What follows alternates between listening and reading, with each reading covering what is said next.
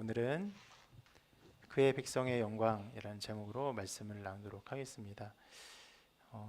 이 말씀을 시작하기 전에 잠깐 우리 방문하신 지체들인데 외국인 지체들인데 한국어 설교를 그대로 다 이해가 가능하신가요? 안 되시죠?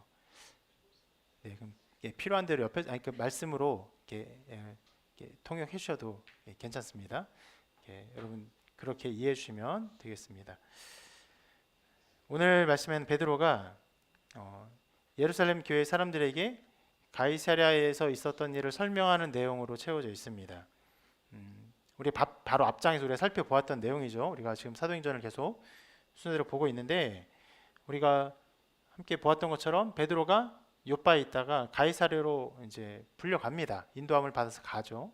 거기서 고넬료를 만나고 고넬료에게 복음을 전하고 그가 예수님을 믿고 구원 얻는 이런 일들이 나옵니다. 세례를 베풀죠. 그 일이 예루살렘 교회에도 전해지니까 베드로가 예루살렘으로 올라가서 예루살렘에서 거기 있는 지체들에게 그 내용을 쭉 설명하는 내용이 오늘 말씀의 내용입니다.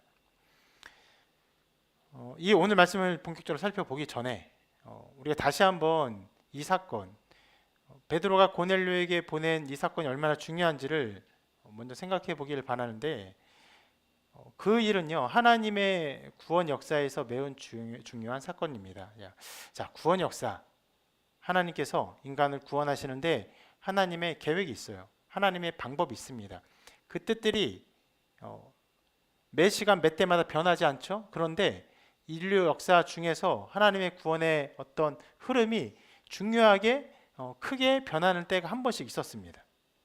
그 중에 굉장히 크게 변한 한 때가 언제냐면 바로 하나님께서 아브라함을 택하신 이후입니다. 자, 아브라함을 택하신 이후로 하나님께서는 한 가족 그리고 그 가족으로 말미암은 한 민족, 이 민족에게 자기의 뜻을 주로 계시하시고 드러내시고 알리기를 원하셨고 실제로 그 안에서 이스라엘의 민족 안에서 하나님의 교회가 보존되게 하셨습니다. 그러면 그 전에는 어땠어요? 그 전에는 달랐어요. 그 전에는 그러한 식으로 역사하지 않으셨습니다. 아담이 타락한 이후로 하나님께서 아담에게 복음을 전하시고 복음을 알려주시고 그 이후에 아담 위의 모든 가족들에게는 어떤 식으로요? 그들이 듣고 알고 있었던 신앙의 이야기들을 선조들로부터 쭉 들어 알므로 그 신앙의 내용들을 전수하게 하셨습니다. 여러분, 실은 대단히 우리가 상상할 수 없는 일인데 아브라함 이전의 시대 또 한참 전의 시대, 특히 아담 때부터 한동안 꽤 오랜 기간 동안 사람이 오랫동안 살았죠. 700년, 800년, 900년. 여러분, 그러한 사회가 상상이 되십니까? 한 사람이 오래 살아요. 그럼 오래 살면요, 그 사람의 영향력이 오랫동안 미친다는 것을 의미합니다. 그 자손들이 굉장히 많아지는데 그 많은 자손들에게 그 어떤 선조가 오랫동안 자기가 경험했던 것들을 쭉 이야기할 수 있는 사회, 그런 토대가 있다는 것을 의미하는 것이에요. 실은 그래서 그 시기에는 어떤 문자, 기록, 책 이런 것들이 발명되지도 않았죠. 제대로 그것들이 활용되지도 않았습니다. 그러나 오랫동안 살면서 자기가 만난 하나님에 대한 이야기들을 많은 사람들에게 해줄 수 있는 시기였어요. 그렇게 하나님의 역사하심이, 하나님의 복음이, 하나님의 뜻이 사람들에게 전해지던 때가 있었어요. 그런데 계속 사람들의 죄가 관영합니다. 죄가 많아져요. 그래서 하나님 한번 심판을 하시죠. 언제 심판하십니까? 물로 심판하십니다. 물로 심판하시고 나서 실은 한 가족밖에 남지 않았습니다. 그런데 여러분, 그렇게 보면은 그때도 노아의 가족만 남았으니까 노아의 가족을 통해서 하나님의 교회를 보존하시고 그들에게 하나님의 교회를 나타내시는 때가 아닌가 생각할 수 있지만 아니에요. 아직 그런 때가 이루지 않았어요. 노아 이후에도 사람들이 쭉 번성합니다. 번성하는데 그때도 한 사람만 택하고 한 가족만 택해서 그들에게 하나님 계시를 집중적으로 보여주는 시기는 아니었어요. 근데 동일하게 한 번 심판을 하셨는데 동일하게 번성하고 동일한 하나님의 구원 역사가 이루어졌는데 실은 인간이 동일한 죄 가운데 빠집니다. 그래서 아브라함이 하나님의 선택을 받을 때 그때 거의 인간사에서는 복음의 일들이 거의 사라지고 하나님의 교회가 거의 자취를 감추다시피 하는 상태가 되어버립니다. 그때에 하나님이 작정하신 것이 무엇이냐?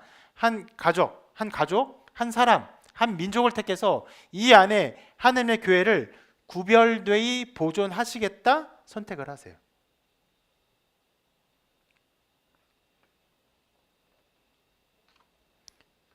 실제로 그 전에는요, 아담 이후로 거의 2000년 기간 동안에는 그 아브라함을 택한 것처럼 한 가족, 한 민족을 택하는 일들은 없었습니다. 2000년은 다른 방식이에요. 그리고 그 이후에 아브라함을 택하고 그 위의 시기까지 한 민족을 택한 방식이 쭉 진행되어 이것이 하나님의 구원 역사예요. 그런데 그 시기 아브라함을 택하여서 이스라엘 민족이 태동되게 하셨고 그들을 통해서 그들에게 말씀을 주시고 또 계명을 주시고 그런 것을 통해서 그들을 인도하시죠. 그들의 선지자를 보내주시죠. 그들을 쭉 인도하신 내용들이 거의 창세기 12장부터 구약의 모든 책을 다 차지합니다. 이 시기가 대략 2000년이에요. 한 민족을 택해서 그 안에 하나님의 교회를 보존하신 시기가 또 2000년의 시간이 지나게 됩니다. 그리고 한 민족을 택해서 그 안에 하나님의 교회를 보존하는 것들을 이제 끝내고 하나님의 교회를 온 세상으로 퍼뜨려 나가는 시기. 이제 그 벽을 넘어서 모든 사람이 구원받는 시기를 하나님이 새롭게 시작하셨는데 그 사건이 드러난 일이 바로 우리가 살펴본 고넬료에게 성령이 임하신 사건입니다.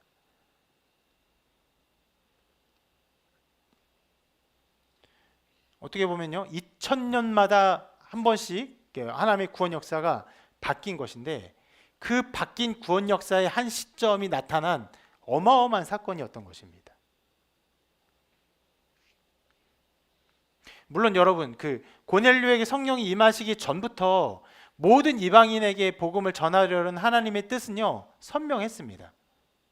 예수님께서 먼저 이렇게 말씀하셨죠. 마태복음에 이렇게 말씀하셨습니다. 같이 한번 읽어볼까요?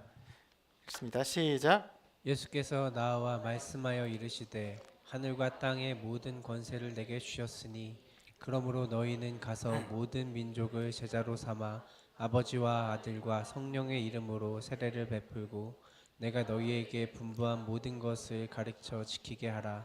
볼지어다 내가 세상 끝날까지 너희와 항상 함께 있으리라 하시니라. 여러분, 예수님께서 이미 말씀하셨어요. 그러니까 승천하시기 전에 뭐라고요? 모든 민족을 제자로 삼아라.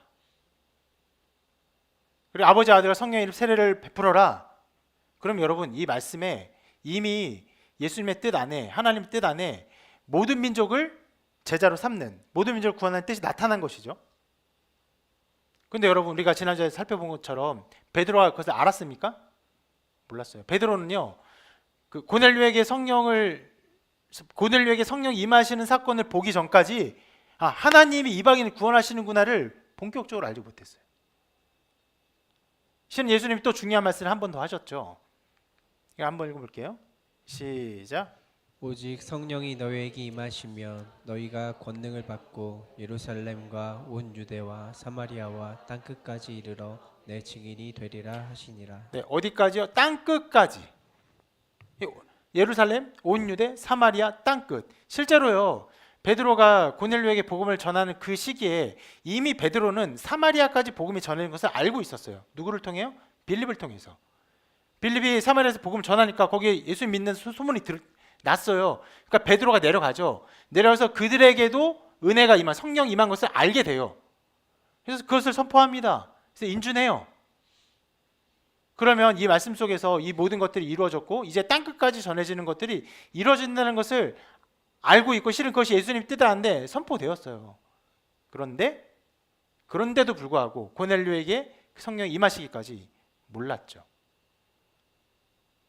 그게 몰랐는데 이제 성령이 임하여서 어떻게 보면요, 강권적인 역사였어요. 물론 베드로가 복음 전한 것은 그 하나님의 뜻에 잘 순종한 일입니다. 그런데 말씀을 보면요, 그 말하는 중에 성령이 임하세요. 강권적으로 그 이방인들에게 임한 것입니다. 자, 이렇게 예수님에게 이미 선포되고 드러난 하나님의 새로운 구원사의 때, 구원 역사의 새로운 이 기점, 시점, 이것이 열린 사건이 바로 고넬료가 성령을 받은 사건입니다. 매우 중요한 사건이에요. 그런데 이것은 어떻게 보면 하나님 구원 역사에서 가장 큰 기점이라고 할 수 있는 부분의 사건인데, 예루살렘 교회 성도들은요, 이 사건을 잘 받아들이지 못합니다. 자, 이 사건이 가이사랴에 있었던 일이에요. 그리고 예루살렘에서 이 소식을 듣습니다. 이것에 대해서 말씀이 이렇게 기록하고 있어요. 여기 같이 한번 읽어볼까요? 시작. 유대에 있는 사도들과 형제들이 이방인들도 하나님의 말씀을 받았다 함을 들었더니 베드로가 예루살렘에 올라갔을 때에 할례자들이 비난하여 이르되 내가 무할례자의 집에 들어가 함께 먹었다 하니. 자, 말씀을 보면요, 자, 가이사랴에 있었던 일을 유대에 있는 사도들, 형제들 모두가 듣습니다. 중요한 일이기 때문에, 아주 이례적인 일이기 때문에. 그리고 2절 보면 베드로가 예루살렘에 올라가요. 이 모든 일에 인과관계가 정확히 나와 있지는 않지만 예루살렘 교회 사람들에게 이 가이사랴에 있었던 일들을 알려주는 것이 중요하다고 베드로가 판단했던 것으로 보여요. 그리고 어떤 면에서는 자기도 너무나 충격적으로 받았던 일이기 때문에, 실은 그 고넬료에게 복음을 전하기까지 여러 가지 성령의 역사들이 나타나잖아요. 우리 오늘 또 살펴볼 거예요. 여러 가지 성령의 역사들이 나타나는데, 그런 일이 있지 않고는 베드로가 실은 감히 가이사랴에 가서 고넬료의 집에서 복음을 전하지 못했을 거예요. 그러니까 자기도, 사도인 자기도 하나님의 강권적인 여러 역사 속에서 이런 일들이 일어난 것을 보고 듣고 깨달았는데, 이것을 그냥 예루살렘 사람들이 듣잖아요. 들으면 여러 가지 이해하지 못할 일이라고 생각할 수 있겠다, 혹은 오해가 있을 수 있겠다라고 판단하지 않았을까 생각합니다. 이것은 성경이 명확하게 드러내지는 않아서 제가 좀 추측하는 바입니다.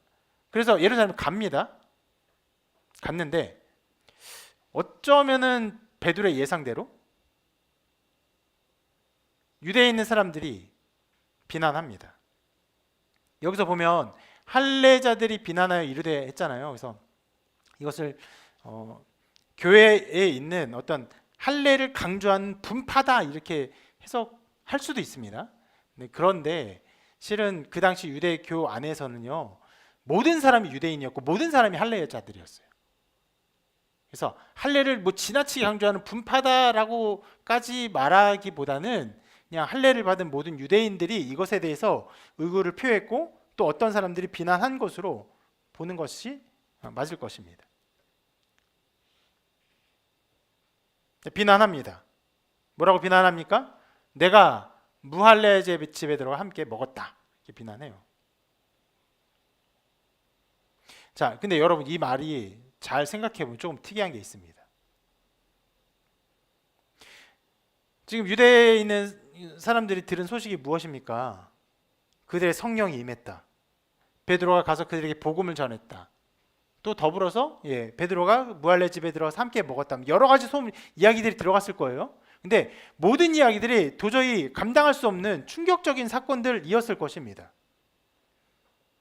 그런데 들었던 모든 이야기들 중에 딱 한 가지를 집어서 비난하고 있어요. 뭐요? 무할례 집에 들어가서 먹은 것에 대해서만 비난을 합니다.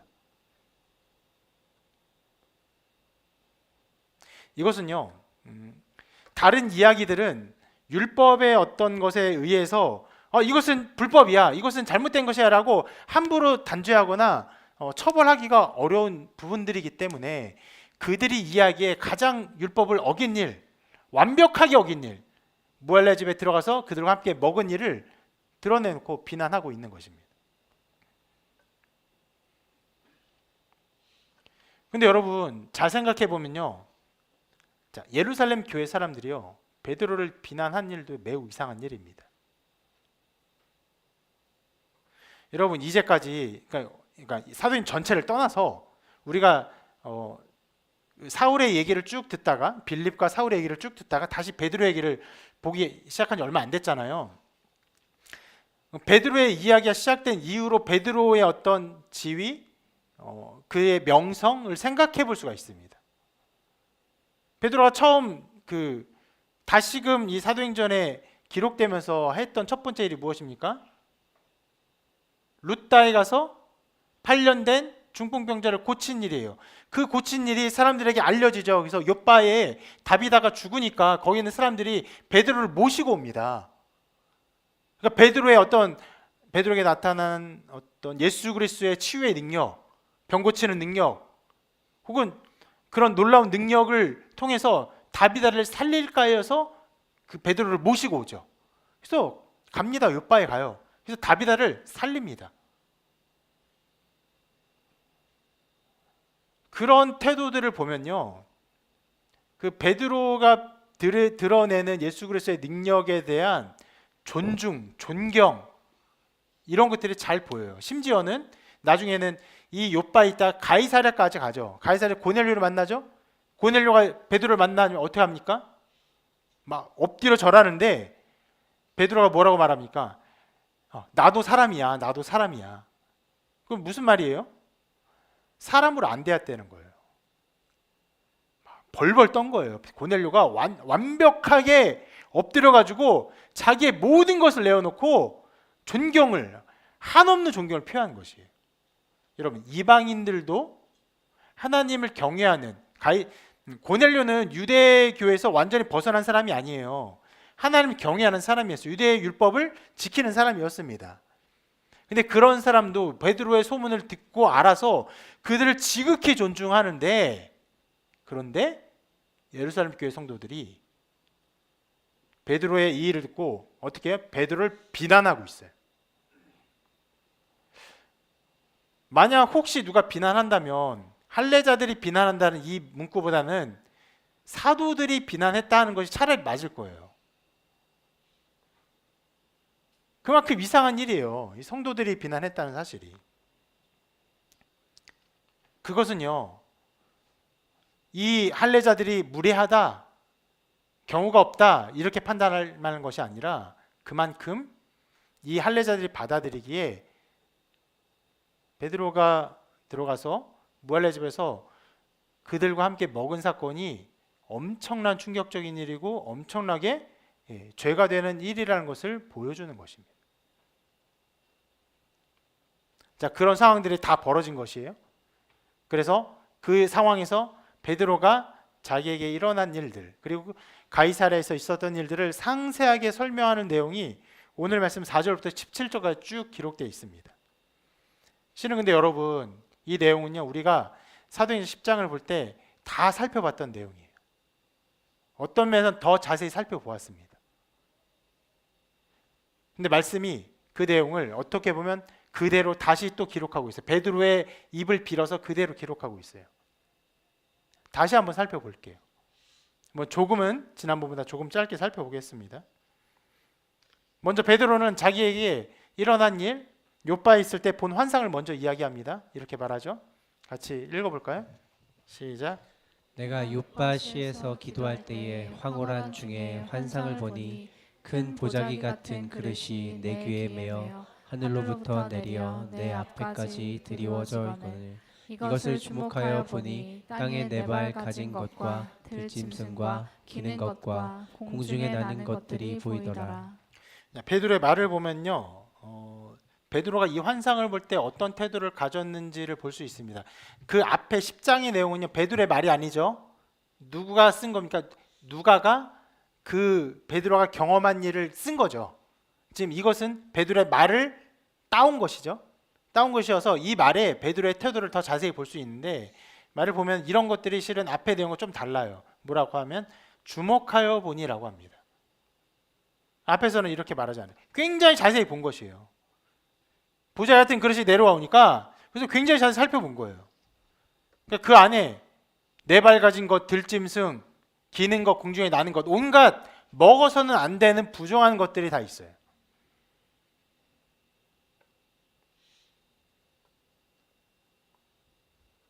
그리고 명령이 들립니다. 이걸 보고 나니까 명령이 들려요. 소리 있어 이르되 내게 이르되 베드로야 일어나 잡아 먹으라 명령을 하십니다. 베드로가 그 말을 듣자마자 곧바로 하나님께 이렇게 말합니다.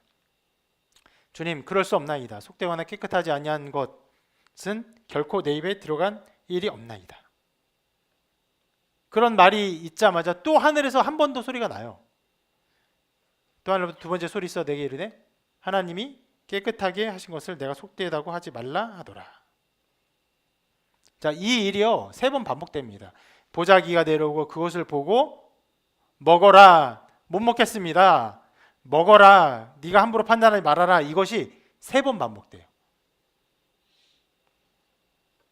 여러분, 이렇게 베드로는요 신적인 환상을 봅니다. 놀라운 어떤 환상을 보아요. 이것이 이 모든 일이 있을 때 첫 번째 베드로에게 일어난 일입니다. 그리고 그 환상을 받은 후에 거의 곧바로 이런 일이 일어나요. 이렇게 기록합니다. 마침 세 사람이 내가 유숙한 집 앞에 서 있으니 가이사랴에서 내게로 보낸 사람이라. 세 사람 만나요. 그런데 그 사람 만날 때 이런 명령을 받습니다. 성령이 내게 명하사 아무 의심 말고 함께 가라. 자, 여기서 하나님의 특별한 또 다른 일이 일어나는데 바로 신적인 명령을 받아요. 앞에도 환상을 보았는데 물론 환상 속에도 명령이 있었어요. 어떤 명령이었죠? 이것을 잡아 먹으라. 근데 실제로 여러분 환상 속에서 뭐 먹을 수 있는 게 아니잖아요. 그러니까 그것은 명령을 들었지만 일단 그 모든 것은 실행할 수 없는 어떤 종류의 환상이에요. 그런데 이 명령은 명백합니다. 어떤 명령입니까? 의심 말고 함께 가라. 어떻게 하면 돼요? 그들과 가면 돼요. 명령을 받아요. 갔어요. 가서 이제 고넬을 만납니다. 좀 시간이 걸렸을 것이에요. 우리가 본 것처럼 실은 하루 자고 이튿날 떠나죠. 예, 시간이 걸렸는데 만나요. 만났을 때 고넬료가 이렇게 말합니다. 그가 우리에게 말하기를 천사가 내 집에서 서서 말하되 내가 사람을 요바에 보내어 베드로라 하는 시몬을 청하라. 그가 너와 내 온 집이 구원받을 말씀을 내게 이르리라 함을 보았다 하거늘. 무슨 말이냐면 베드로가 아니 고넬료가 천사가 했던 모든 말을 전해준 거예요. 베드로를 청해라. 구원받을 말씀 내게 이르리라 이렇게 했어요. 와서 보니까 베드로가 와서 보니까 하나님께서 이 모든 일을 준비하신 거예요. 신적인 준비가 이미 이루어져 있어요. 그리고 베드로가 복음을 전하죠. 오늘 말씀에서는 그것을 굉장히 간략하게 말합니다. 실은 우리가 지난주에 복음의 내용을 길게 살펴보았는데 베드로가 전한 내용을 다 살펴보았죠. 근데 실은 오늘 말씀에서는 그냥 내가 말을 할 때라고 합니다. 예, 이렇게 표현해요. 내가 말을 시작할 때에 이렇게 간략히 말해요. 그때 특별한 일이 일어났는데 이렇게 기록합니다. 성령이 그들에게 임하시기를 처음 우리에게 하신 것과 같이 하는지라. 어떤 일이 일어났습니까? 말을 하는데 그들에게 거기는 모인 사람들에게 성령이 임하는 거예요. 막 방언을 하고 성령 임함에 특별한 역사들이 일어나는 거예요.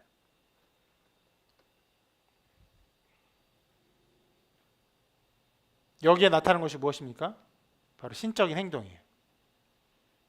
하나님께서 어떤 행동을 하시는 거예요? 성령께서. 이 일을 겪었다고 베드로가 예루살렘 교회 사람들에게 설명을 하는 것입니다. 자, 순서를 다시 한번 보십시다. 처음에 보자기가 내려오는 신적 환상을 보아요. 그 보자마자 따라가라는 신적 명령을 받습니다. 가서 보니까 거기에 모든 것이 하나님께서 천사를 통해 준비하신 신적인 준비가 있었던 것이에요. 그래서 복음을 전하니까 복음 전하는 나중에 신적인 행동이 나타납니다. 성령이 역사하세요.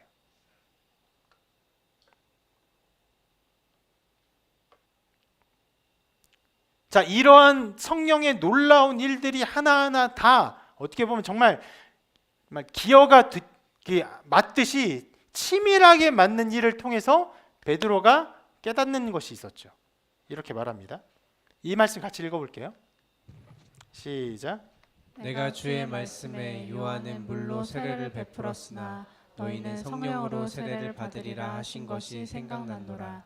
그런즉 하나님이 우리가 주 예수 그리스도를 믿을 때에 주신 것과 같은 선물을 그들에게도 주셨으니 내가 누구이기에 하나님을 능히 막겠느냐.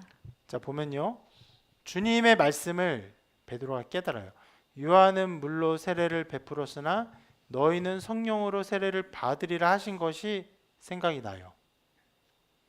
성령으로 세례를 받는다는 것이 무엇인지 다시금 깨닫습니다.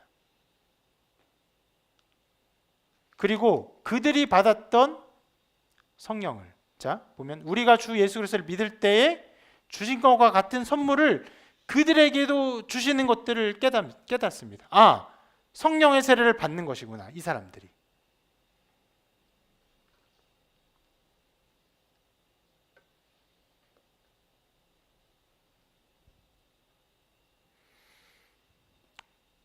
이 모든 내용을 예루살렘 교회에다가 전하는 것입니다. 실은 지금 살펴본 내용들은요, 우리가 2주 전에 전부 다 살펴본 내용입니다. 베드로의 말을 따라서 우리가 또 한 번 반복하여 살펴보고 있는 것이죠. 그런데 오늘 베드로가 이 말을 베드로가 반복하고 있지는 않죠. 이 말을 예루살렘 교회에다가 설명하고 있는, 또 누가는 이것을 반복하여 기록하고 있는 이 모든 것을 통해서 우리가 좀 중요하게 살펴볼 것들이 있습니다. 자, 오늘 베드로의 말의 핵심은 이것이에요. 자, 내가 누구에게 하나님을 능히 맡겠느냐? 무슨 말입니까? 예루살렘 교회 사람들이 무할레 집에 들어가서 밥 먹은 식사를 한 베드로를 비난했어요. 그런데 베드로가 일어나는 일을 설명하죠. 그들에게 성령이 막 임했어요. 내가 어떻게 그렇게 성령이 임하시는 이 일을 내가 막을 수 있느냐? 이렇게 설명하고 있는 것이에요. 이것은 실은 굉장히 극단적인 표현 두 가지를 의미하는 표현이기도 합니다. 한편은 하나님의 강권적인 역사가 일어나는 것은 인간이 막을 수 없다는 표현입니다. 명백하게. 그런데 다른 한편으로는요, 이런 표현이기도 해요. 자기가 그것을 막게 될 수도 있다를 의미하는 것이에요.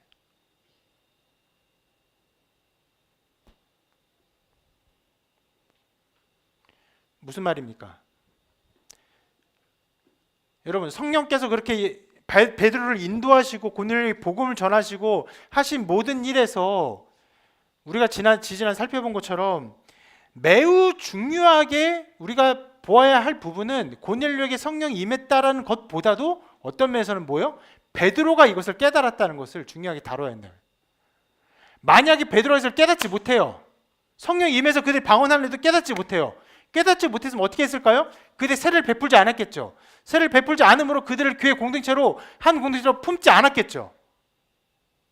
하나님의 교회의 역사가 거기서 연결되지 않고 이루어지지 않고 나타나지 않게 되는 것이에요. 베드로가 깨닫지 않았으면요, 이 하나님의 역사가 막혀지는 것이에요. 그러니까 베드로의 말은 무엇입니까? 하나님의 역사하심을 이렇게 나타나는 것을 보기 때문에, 우리가 막을 수 없기 때문에 내가 할례자이지만 무할례 집에 들어가서 그들의 세례를 베푼 것이고 그들을 교회 공동체를 품은 것이다. 내가 이렇게 품지 않았으면 하나님의 역사에서 막는 것밖에 더 것이 되는 것 아니냐, 이렇게 변호하고 있는 것이에요.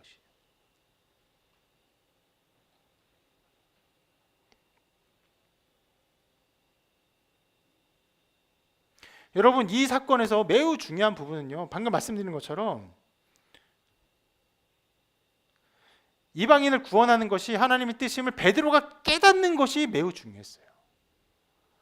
실은 하나님께서 이것을 인도하시기 위해서 베드로에게 환상 주시고 베드로를 보내시고 고넬료를 준비하시고, 심지어는 베드로가 말할 때 말이 끝나지도 않았는데 성령이 임하시는 특별한 것들을 보여주셨어요.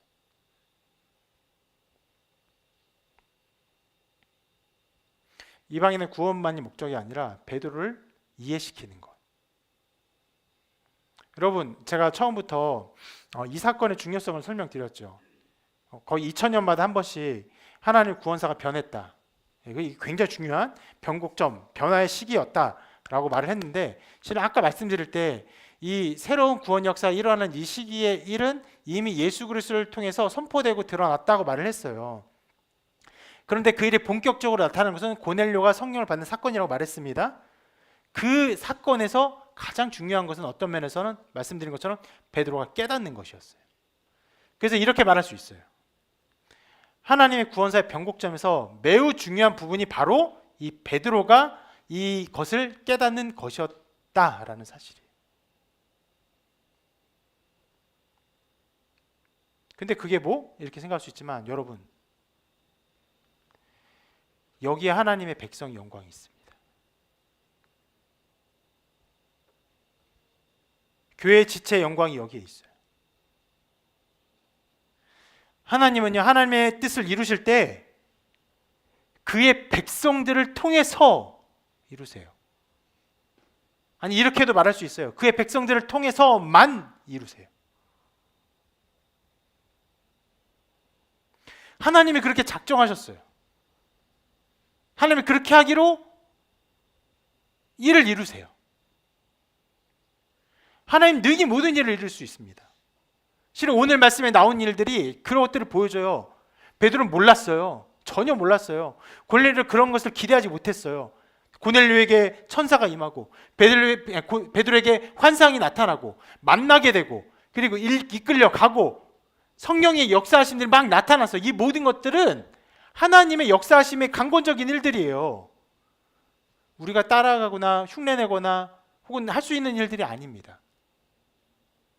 그런데 그 모든 강권적인 역사 속에서 궁극적으로 하나님이 원하시는 것이 무엇이었습니까? 이 이방인을 받아들이는 것이, 이방인에게도 구원이 이루어지는 것이 하나님의 뜻임을 베드로가 아는 것.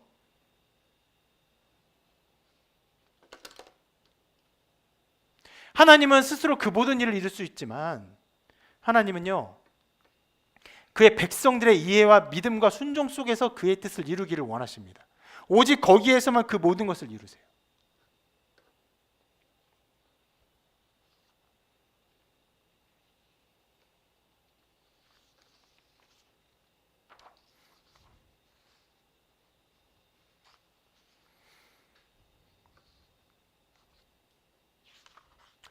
제 설교문이 한 장이 좀 빠진 것 같은데 그 민자님 그 밑에 있는 가방에 서류철을 저한테 주시겠어요?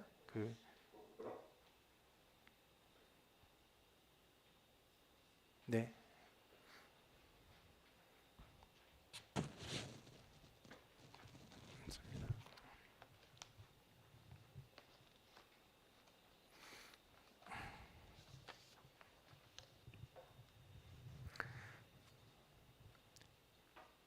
하나님이 이 일을 이루시기 위해서 베드로의 이해를 만들어가기 위해서 이 일을 계획하고 계신 것이에요. 심지어는요, 여러분, 베드로도 하나님의 역사하신 것과 똑같은 일을 하고 있습니다. 지금 베드로가 뭘 하고 있어요? 어떤 일을 하고 있습니까? 예루살렘 교회 유대인들을 설득하고 있어요. 자세하게 그 상황을 알리고 있습니다. 실은 베드로의 고백에 중요한 부분이 있었죠. 아까 하나님이 하시는 것을 어찌 막을 수 있느냐, 사람이 막을 수 있느냐. 못 막아요. 사람이 못 막아요. 실제로 여러분, 성령 그렇게 역사하시고 베드로가 그 복음을 전하는 일 계속되면요, 계속 구원 사역이 일어날 거예요. 그건 막을 수 없어요. 인간이 막을 수 있는 일들이 아니에요. 하나님 구원 역사는 그렇게 나타날 것입니다. 그런데 그것은 강권적으로 일어날 일임에도 불구하고 베드로가 어떤 일을 하고 있습니까? 이전의 사고방식에 사로잡혀서 베드로를 어떻게까지 했어요? 비난하는. 굉장히 마음이 힘들었을 거예요. 하나님의 놀라운 역사를 보면서 거기에 순종하고 왔는데 이 사람들은 그것을 물어보거나 궁금해하는 것이 아니라 비난하고 있는 거예요. 굉장히 불쾌하고 말도 안 되는 일이 일어나는 상황을 보면서도 어떻게 하고 있습니까? 그것을 설명해 주고 있어요. 왜요? 자기가 한 일이 뭐 나쁜 일이 아니라고 생각해서 착한 사람으로 인정받고 싶어서요? 아니죠. 그들을 이해시키는 일이 구원사에게 중요한 부분인 것처럼 행동하고 있는 것이에요. 하나님이 이 모든 사역을 통해서 무엇을 하셨다고요? 베드로를 이해시키셨어요. 그리고 베드로는 무슨 일을 하고 있습니까? 이 모든 일을 통해서 그 성도들을 이해시키고 있어요. 보이지 않는 하나님 나라의 어떠한 역사함들이 어떻게 나타나는지, 나타나는 역사들을 통해서 하나님의 역사를 이해하고 말고 믿고 순종하는 이 모든 일에 하나님의 나라가 이루어짐을 믿기 때문에 이 일들을 하고 있는 것입니다. 베드로가 지금 성도들을 설득시키고 또 설명하는 이런 일이요, 실은 우리가 살아가는 사회에서는 굉장히 보편적인 일입니다. 오늘도 우리 여러분 광고를 보면 아시겠지만 우리 연합사역을 위한, 여름사역을 위한 회의를 하겠다고 제가 글을 써놨잖아요. 회의를 하면 어떤 것을 합니까? 여러분들에게 이 사역의 어떤 가치들을 설명하고 방법들을 논의하고 실행 방안들을 함께 협의해 나가죠. 이해시키는 거예요. 설득시키는 일이에요. 그런 일을 합니다. 언제나 그런 일을 해요. 우리가 민주사회에 살기 때문에 이것은 우리에게 아주 어떻게 보면 숨쉬듯 자연스러운 일이에요. 그러나 그 당시에는 그런 사회가 아니었어요.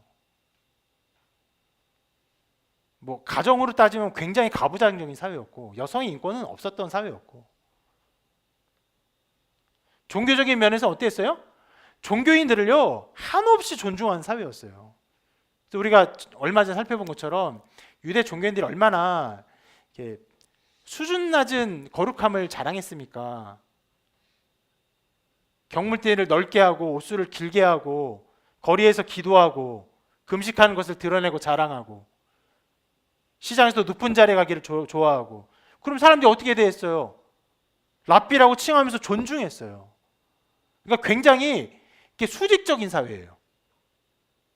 무언가 그 구성원들에게 동의를 얻고 이해를 구하고 그들의 마음을 설득하고, 이것이 자연스러운 세대가 아니었어요. 금식만 해도 존중받는. 그런데 베드로는 어떤 사람이에요? 병을 고치고 죽은 사람 살려요. 지금 우리나라에서도 여러분 그런 특별한 어떤 일을 한다고 하는 분들 중에 그 지나치게 그런 고양된 자기의가 있는 것을, 그런 향기를 좀 맡을 수가 있어요.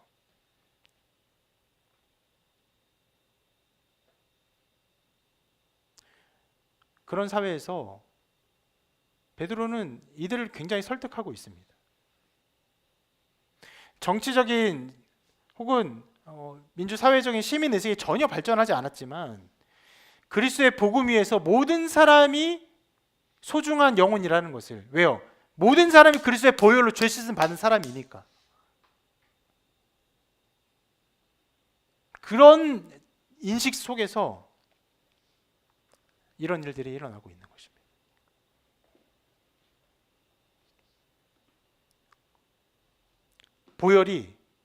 보혈의 역사가 교회를 발전시키고 교회 인식을 새롭게 만들어가고 있는 것이.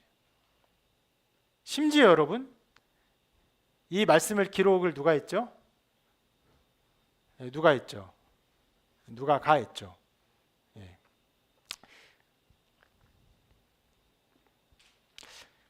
실은 누가조차도요 베드로가 하고 있는 일을 똑같이 하고 있어요.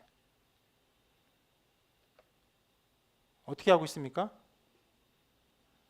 이 고넬료의 사건을요 10장에서 자세히 기록했는데 베드로의 말을 거의 그대로 따서 똑같이 또 자세하게 기록하고 있어요. 이게 얼마나 큰 낭비입니까? 자원적으로 얼마나 큰 낭비예요.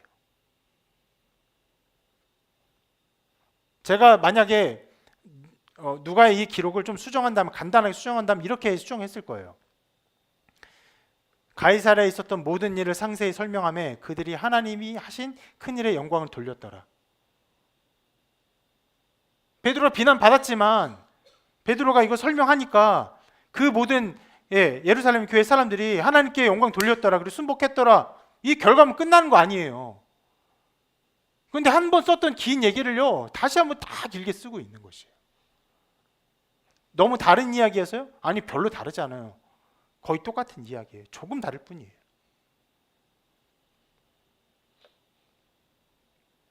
왜 이렇게 하고 있습니까?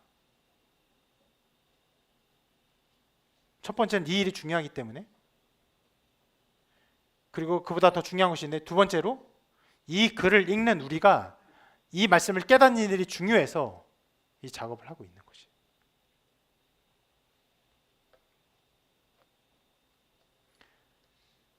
이 말씀을 보는 사람들이 이 말씀을 깨닫고 하나님의 역사를 이해하는 것이 중요해요.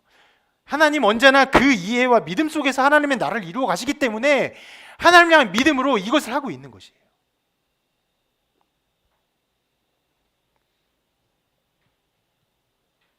이렇게 말할 수 있어요. 하나님은요, 하나님 나라의 영광을 우리에게 기대어 두셨어요.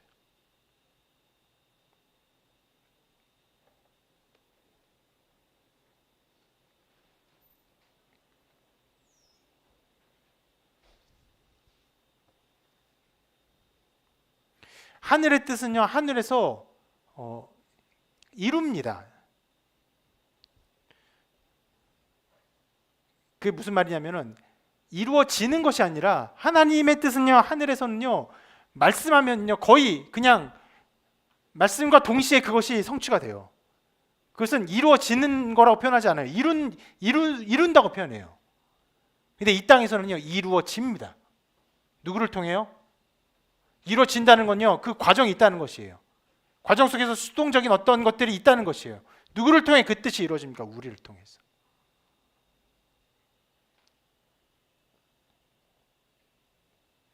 여러분, 이러한 이해는요, 그 반대로도 생각해 볼 수 있습니다. 우리가 하나님의 말씀 이해하지 못해요. 깨닫지 못해요. 알지 못해요. 믿지 못해요. 그럼 하나님 나라가 어떻게 됩니까? 영광이 가리워져요. 나타나지 않아요. 어두워져요. 영적으로 깜깜해져요. 사람들이 구원받지 못해요. 죽어가요. 이런 일들이 일어날 수 있다는 것이에요.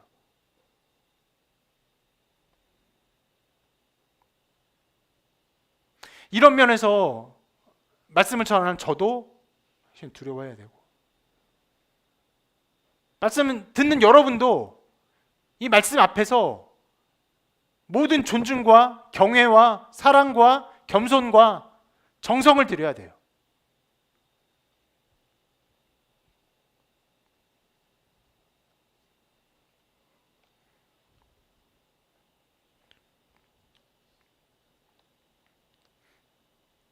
오늘 이 긴 본문을 기록하고요, 1절부터 18절까지 기록하고 그 결론이 18절에 이렇게 나와 있습니다. 그들이 이 말을 듣고 잠잠하여 하나님께 영광을 돌려 이르되, 그러면 하나님께서 이방인에게도 생명 얻는 회개를 주셨도다 하니라. 듣고 모든 비난이 잠재워졌어요. 하나님의 역사 앞에서 인간이 어떠한 비난과 어떤 비방도 할 수 없는 완벽한 침묵이 임했어요. 하나님 하시니 영광 돌립니다. 근데 영광을 돌리고 그 위에 이들이 했던 어떠한 것에 대한 어떤 진술은요, 굉장히 밋밋해 보이기도 합니다. 뭐라고 합니까? 그러면 하나님께서 이방인에게도 생명 얻는 회개를 주셨도다. 인정하고 끝났어요. 만약에 그들이 듣고 깨달은 것에 하나님께 더 영광 돌리는 마음이 컸다면은, 그러면 이방인을 향해서 복음 전하는 일에 그들도 열심을 내었도다, 혹은 이렇게 결론을 내리면 더 아름다울 것 같고 더 베드로의 사역을 인정하는 것 같이 보일 수 있는데, 실은 그렇게 기록하지 않아요. 그저 이방인의 생명 회개를 주셨구나 인정할 뿐이에요. 그런데 이 이해와 이 인식, 이 인정이 중요하기 때문에 이렇게 다루고 있는 것입니다. 이러한 이해 속에서 교회 역사는 변하는 것이에요. 교회 역사가 이제 본격적으로 유대인의 벽을 넘어서게 됩니다.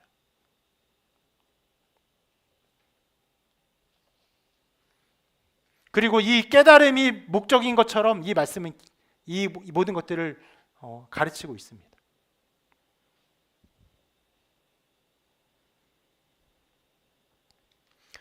하나님이 하시는 많은 일들, 여러분 삶에 나타나게 하시는 많은 일들, 또 말씀을 통해서 주시는 모든 일들의 궁극적인 목적도 바로 여기에 있습니다. 여러분이 하나님의 이 하시는 일들을 이해하는 것이에요. 올바로 이해하고 아는 것이에요. 그리고 그 안에 고백하는 것입니다.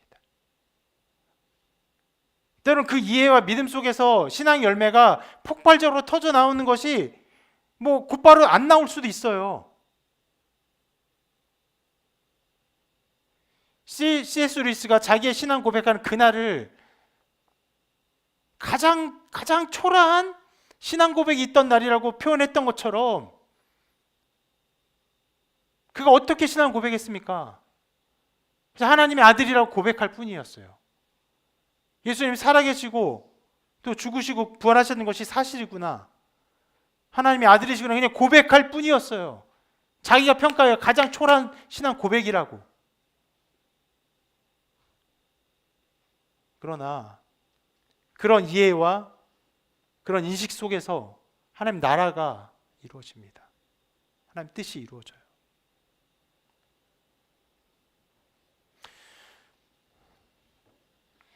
여러분의 삶 가운데 수많은 일들을 통해서 여러분들이 점점점 더욱더 분명하게 하나님이 계시구나, 하나님 나를 사랑하셨구나, 그 아들 예수 그리스도 보내셨구나, 그를 나를 위해서 십자가에 달려 죽게 하셨구나, 부활하셨구나, 그로 알미암아 내가 새 생명을 얻을 수 있구나, 얻게 되는구나, 혹은 이미 얻었구나, 이렇게 고백하고 깨닫게 되고, 이런 역사들이 선명하게 나타나게 되기를 바랍니다.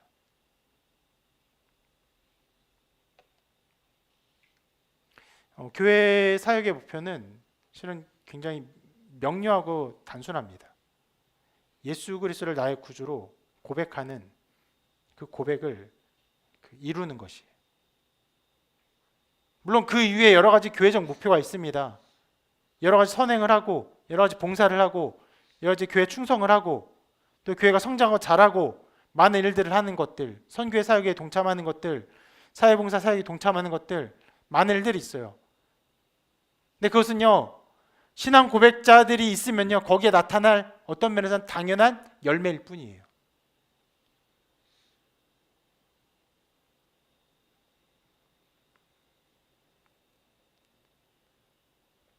이 신앙 고백이 있으면 신앙 고백 위에서, 이 인식 위에서 모든 것들이 새로워집니다.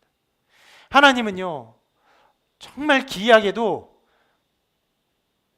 매우 부족하고 어리석은 우리를 통해서, 이해력도 부족하고 영적인 것도 알지 못하고 이것을 깊게 생각하지 못하고 영원한 것을 갈구하는 마음도 부족한 우리를 통해서 하나님의 영원한 것들을 이루기를 기뻐하세요. 그런 우리를 통해서 하나님은 하나님의 일을 하십니다. 그리고 그 일이 실제적으로 놀랍도록 드러납니다. 여러분의 모든 이해 속에서.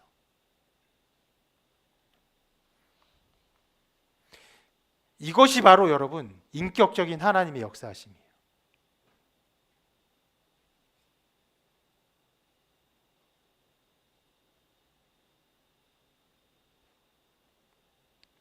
어느 어른이 아이를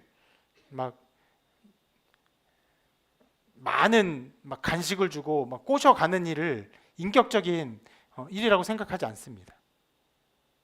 인격적인 일은 내가 하는 일을 상대방이 이해하고 상대방이 나의 처지를 이해하고 그리고 함께 마음을 맞춰서 함께 움직이는 것을 인격적인 어떤 행동이라고 생각하는 것이, 우리가 그렇게 판단할 수 있습니다.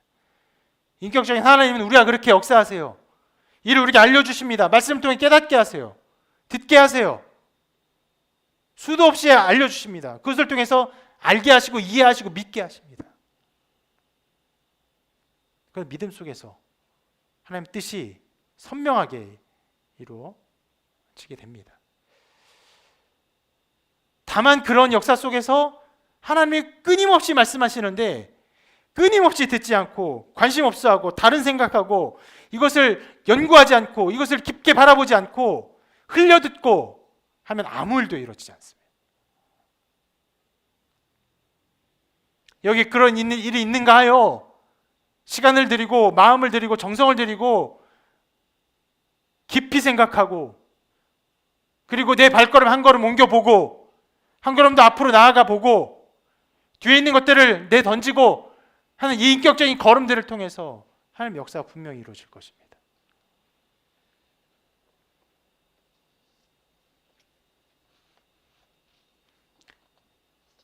우리에게 맡기신 그의 백성의 영광이 여러분의 삶에 여러 모양으로 가득 충만하게 되기를, 그 영광이 충만하여서 또 수많은 사람들이 그 영광을 보고 주님께 나오는 역사가 있기를 주님의 이름으로 축원합니다.